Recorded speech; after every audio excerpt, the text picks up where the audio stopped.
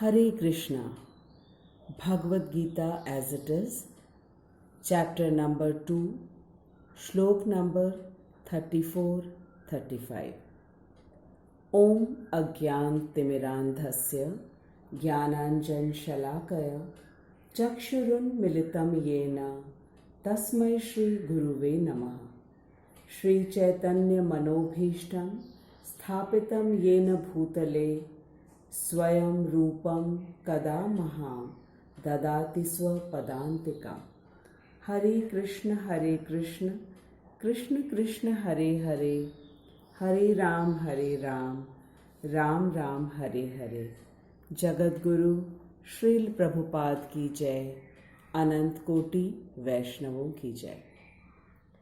भगवत गीता का नाम सुनते ही हमारी आंखों के सामने मंदिर आ जाता है और एक गुरुजी जो कि अपने शिष्यों को प्रवचन दे रहे हैं। बिल्कुल शांतिपूर्ण दृश्य आ जाता है। लेकिन यदि हम इतिहास के पन्नों में जाएंगे तो भगवत गीता तो युद्ध के मैदान में भगवान ने अर्जुन को सुनाया था और हम सभी भगवत गीता को सुनने के लिए शांतिपूर्ण वातावरण चाहते हैं। इसमें एक बात तो बिल्कुल सत्य है कि हम में से कोई भी अर्जुन नहीं है जो जीवन की विषम परिस्थिति में भगवत गीता को समझ ले। इसलिए हमें तो सचमुच ही शांतिपूर्ण वातावरण में ही सुनना चाहिए और फिर भगवान के बताए गए ज्ञान को अपने जीवन में उतारना भी चाहिए। लेकिन हम में से बहुत से लोग भगवत गीता यथा स्वरूप को सम्मान तो बहुत देते हैं, लेकिन उसे खोलकर पढ़ते नहीं। उसे केवल यथा स्वरूप जैसे किसी ने भेंट में दिया मंदिर में सजाकर रख लेते हैं। ये तो वही बात हुई कि दवा को सामने रख लिया लेकिन उसका सेवन नहीं किया, तो भला लाभ कैसे होगा। आज के वर्तमान परिवेश में हर व्यक्ति दुखी और निराश है और बार बार भगवान से प्रार्थना करता है कि हे कृष्ण, तुम अपना सुदर्शन चक्र उठाओ और इस भयावह महामारी का अंत करो। तो कृष्ण भी हमसे कह रहे हैं कि हे मनुष्य, तुम अपने मंदिर में रखे Bhagavad Gita as it is या यथा स्वरूप को ऐसे ही बंद करके मत रखो, उसे खोलो और जैसा श्रील प्रभुपाद ने अपने तात्पर्यों में समझाया है उसे समझो और अपने स्वधर्म को ईमानदारी और निष्ठा से करो और फिर मैं सब कुछ ठीक कर दूंगा। श्री कृष्ण हम सबसे कह रहे हैं, ईश्वरः सर्वभूतानां हृद्देशे अर्जुन तिष्ठति, कि हे अर्जुन, मैं सर्वज्ञ हूं और मैं प्रत्येक व्यक्ति के हृदय में हूं और देख रहा हूं कि तुम क्या क्या कर रहे हो। आज हम रोज सुन रहे हैं कि हॉस्पिटल में मरीजों की भर्ती नहीं हो रही है, ऑक्सीजन और दवाइयों का व्यापार हो रहा है। क्या ये सब उचित है? क्या हम अपने स्वधर्म को उचित ढंग से कर रहे हैं जैसा कि भगवान ने गीता में बताया है? ये समय आया है कि हम सब अपने आप से प्रश्न करें। अब तक तो हम सभी को अर्जुन की शक्ति और व्यक्तित्व के बारे में पता चल ही गया है। अर्जुन को देवताओं से आशीर्वाद मिला था। स्वयं भगवान शिव ने अपना पशुपतास्त्र दिया था। इंद्र ने खुश होकर अपना शस्त्र दिया था और आचार्य द्रोण ने तो अर्जुन को सर्वश्रेष्ठ धनुर्धर घोषित किया था और साथ ही ऐसा शस्त्र भी दिया था जिससे अर्जुन अपने गुरु को मार सके। तो हमें अब अच्छी तरह पता चल गया है कि अर्जुन की वीरता का क्या स्तर था, फिर भी अर्जुन युद्ध नहीं करना चाह रहे थे। अर्जुन का तो वह स्तर है कि भगवान स्वयं उसके परम मित्र हैं और सारथी बनकर उसका रथ चला रहे हैं। तो अर्जुन किस स्तर के योद्धा थे, इसका अनुमान हम सबको भली प्रकार हो गया है। अब अगर हमारा कोई मित्र परेशान हो, अत्यंत दुखी हो, तो हम क्या करेंगे? उसे समझाएंगे। तो वही तो भगवान ने भी किया। सबसे पहले भगवान ने अर्जुन को सांख्य योग के विषय में बताया, जिसमें शरीर और आत्मा के विषय में बहुत ही विस्तार से बताया है।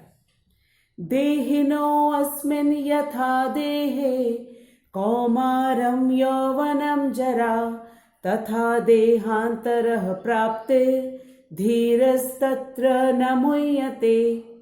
हे अर्जुन, इस देह में रहने वाला जो देही है या जो मालिक है, वही तुम्हारा और सभी योद्धाओं का असली स्वरूप है। और तुम्हारे देह के बूढ़ा, बीमार या मरने पर तुम्हारी आत्मा को कुछ नहीं होगा, क्योंकि वह तो मेरा अंश है। अजो नित्यम शाश्वतो अयम पुराणो, अर्थात आत्मा अजन्मा है, हमेशा रहने वाला है, कभी पुराना या बूढ़ा नहीं होगा। फिर भगवान ने अर्जुन को कहा, नैनम छिन्दन्ति शस्त्राणि नैनम दहति पावकः न चैनम क्लेदयन्त्यापो न शोषयति मारुतः।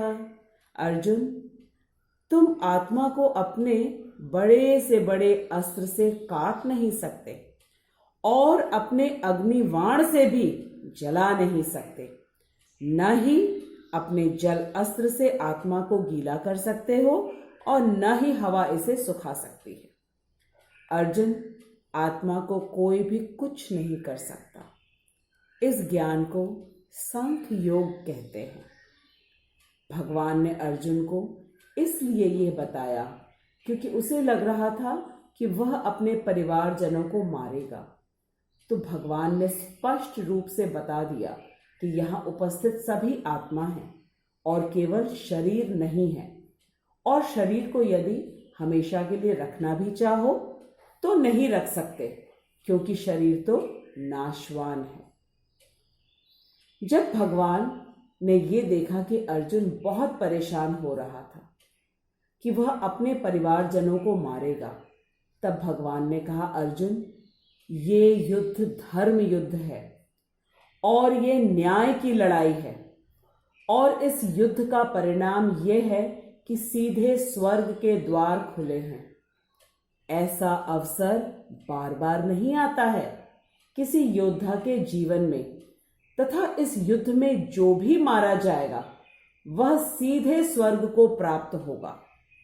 और अपने मन से भय निकाल दो कि तुम अपने किसी भी परिवारजनों का अहित करोगे, क्योंकि इस युद्ध में मारे जाने वाले प्रत्येक योद्धा को कम से कम स्वर्ग तो अवश्य प्राप्त होगा।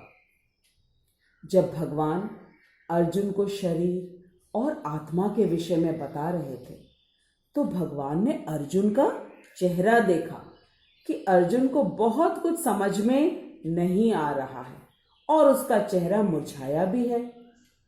तो जैसा कि एक अच्छा डॉक्टर करता है तुरंत ट्रीटमेंट बदलकर, वैसा ही भगवान ने भी किया। अब भगवान अर्जुन को उसके स्वधर्म के विषय में बताने लगे। अब इसमें बहुत ही हैरानी की बात यह है कि अर्जुन तो इतने वीर योद्धा थे, तो क्या वे युद्ध करना भूल गए थे कि श्री कृष्ण उन्हें युद्ध की शिक्षा दे रहे थे? नहीं, श्री कृष्ण उन्हें युद्ध की शिक्षा बिल्कुल नहीं दे रहे थे, बल्कि उनके मन में जो भय और शंका थी भगवत गीता के ज्ञान से अर्जुन के मन को भय मुक्त कर रहे थे, क्योंकि शरीर के दुख से बढ़कर मन का दुख होता है और मन से बढ़कर बुद्धि और बुद्धि से बड़ी आत्मा होती है। This is exactly what Shri Krishna wants us to learn. We are all well educated in our field, but are often unable to handle the fear and doubts of our mind. But we need not worry at all, because Srila Prabhupada is explaining to us each and every word as it is spoken by Sri Krishna in Bhagavad Gita as it is. And this is why only Srila Prabhupada's Bhagavad Gita is known as Bhagavad Gita as it is in the entire world. So by now, we are all well aware about the fighting skills and capacity and respect of Arjun, who was not only the bravest Kshatriya, but also was adored by the demigods like Lord Shiva and Indra. And when such a reputed personality doesn't do his swadharma, then he loses all his respect and reputation. Krishna says, Tatah swadharmam kirtim cha hitva papam avapsyasi, which means that Arjun, if you neglect your swadharma, then you will surely incur papam. Papam means sinful activity.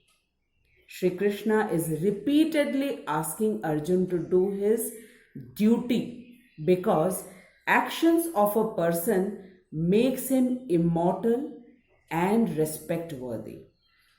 Great men like Subhash Chandra Bose and Lal Bahadur Shastri are immortal and respected because they did their swadharma in a righteous and religious manner.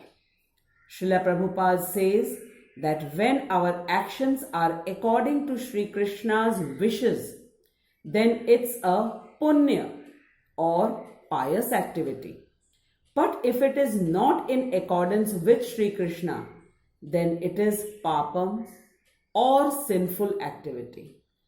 Since the war of Mahabharata was designed by Sri Krishna to remove all the bad or evil elements and to instill dharma in the entire world, so it was Arjun's foremost duty to obey Sri Krishna and fight with his enemies.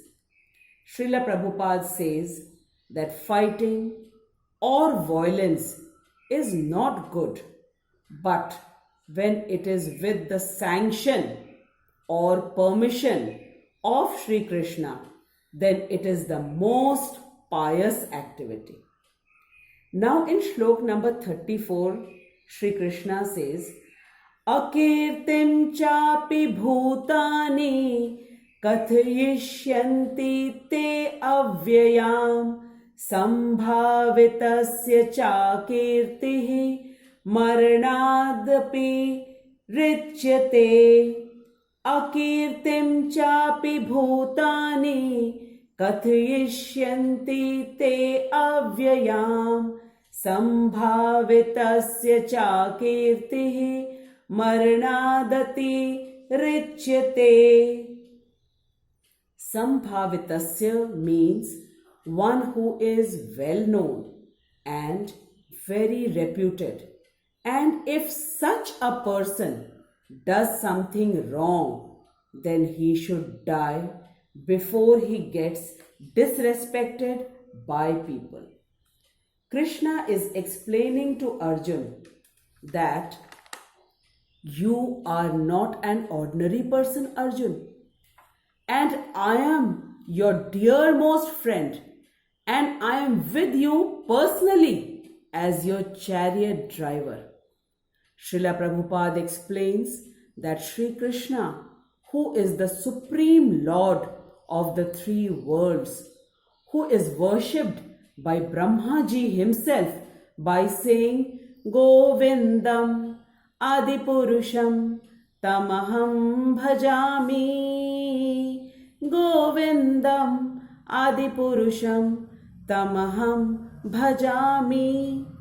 That Govinda, that Sri Krishna has decided to be the chariot driver of Arjun on account of his love and friendship for Arjun. Now Krishna is trying that Arjun, you don't fight, then people will speak all bad things about you. So Arjun, you must realize that if you don't fight, then people will speak all ill, all rotten things about you. So before all this happens, Arjun, you must die in front of me. This is Sri Krishna's advice to Arjun. Because for any respectable person, disrespect is worse than death. Or rather, death is much better than disrespect. Krishna became so upset and dissatisfied with Arjun's decision of not fighting and trying to be a non-violent and a good person in the battlefield that Krishna said to Arjun that you better die in front of me and I shall be very happy to see you dead rather than getting disrespected by everyone. Now in shlok number 35, Sri Krishna says, Bhayadranan uparatam mamshyante tvam maharatha yesham cha tvam bahumata bhutva yasyasi laghavam. Bhayatranat uparatam mamshyante tvam maharatha yesham cha tvam bahumato bhutva yasyasi laghavam. Bhayat ranat uparatam means Krishna is telling Arjun that all the great generals like Bhishma, Drona, Duryodhan, Dronacharya and Karna, they will all say that Arjun ran away from the battlefield out of fear, out of bhai, and they will call you a coward, and no one will ever believe that you didn't want to fight out of compassion. Forget about your enemies. Even your own people will not believe that you left the battlefield out of compassion. So Arjun, you will lose all your respect, name, fame, which you have earned till now. Srila Prabhupada narrates a very beautiful story of King Yashomant, who was the commander-in-chief of Aurangzeb. Once King Yashomant, after being defeated, when returned to his palace, then his queen ordered all the doorkeepers to close the doors of the palace. When King Yashomant arrived, he asked to open the doors of the palace, and he was told that Queen has ordered that King Yashomant cannot come in because King Yashomant can never come back after being defeated. Either he will be victorious or he shall die in the battlefield. So this person who has come is a pretender and not the real king. Such was the reputation of the Kshatriyas in those days. So now in the concluding lines of this shlok, Krishna is telling Arjun, Yesham chatvam bahumatah bhutva yasyasi laghavam, means Arjun, you are known as a Maharatha, which means one who can fight with thousands and thousands of soldiers. And if you leave the battlefield, then certainly you will degrade yourself in the eyes of great commanders like Bhishma, Drona, Duryodhan, and Karna, and it will be a great loss for you. So, what we understand from this shlok is this, that Sri Krishna is trying to make Arjun understand the importance of doing Swadharma. And if he doesn't do, then all his respect and reputation will be ruined. And through Arjun, Sri Krishna is trying to give us the lesson that we should also do our Swadharma and become respected, immortal, and earn name and fame. Now I end my shlok here with the firm belief that each one of us have clearly understood the importance of doing our Swadharma and will surely do our duties in the best possible manner. Please do write your comments and questions, and I shall surely try to give you the answers. Srila Prabhupada is our greatest teacher, and Sri Krishna is our greatest friend, who is giving us all this knowledge so that we can learn how to do our Swadharma and do our Swadharma and be happy and relaxed and earn a good name for us. Jagat Guru Srila Prabhupada ki jai, Anant Koti Vaishnavon ki jai. Hare Krishna, Krishna Krishna, Hare Hare, Hare Ram, Ram Ram, Hare Hare. Hare Krishna.